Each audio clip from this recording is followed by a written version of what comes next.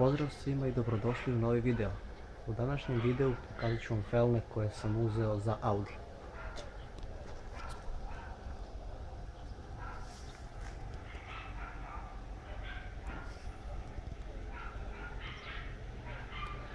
Raspon rupa je 4x108 i sve felne su po ivici oguljene. Ali ono što je važno jeste da nisu krive, ani varene.